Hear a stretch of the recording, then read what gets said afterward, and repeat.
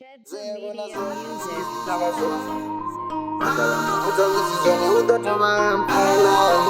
Beats by Chedza Media. Eyo mufunwa lufuno lwanuko lubona niyamfuna nasina mato yazvibona alali navuwa ndisina cheyafuna kane ndisina ula mlanga wanga baby nainwi lufuno lwanga baby nainwi ludodoba lwachira naya udodoba mfuna naya lufuno lwawe lungapeli ndisichena mashereni zveyabona zone ndisichava zone vatava mukudza visizone udodoba mfuna naya ndisichena zveyabona zone udodoba mfuna naya zitu zote zveyabona zone zveyabona zone ndisichava zone vatava mukudza visizone udodoba mfuna naya ndisichena zveyabona zone lufuno lwanga nainya ben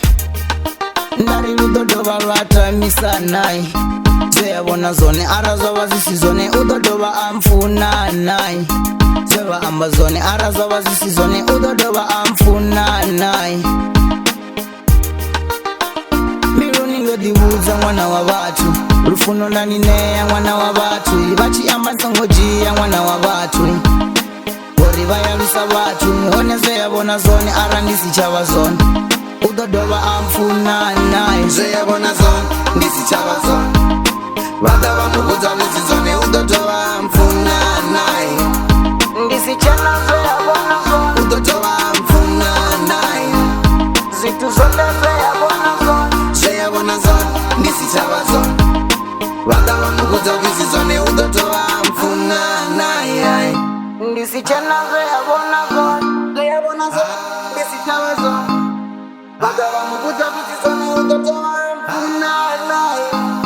ndisichena zveyabona zone udodoba mfuna naye zitu zote zveyabona zone zveyabona zone ndisichava zone vatava mukudza visizone udodoba mfuna naye ndisichena zveyabona zone zveyabona zone ndisichava zone vatava mukudza visizone udodoba mfuna naye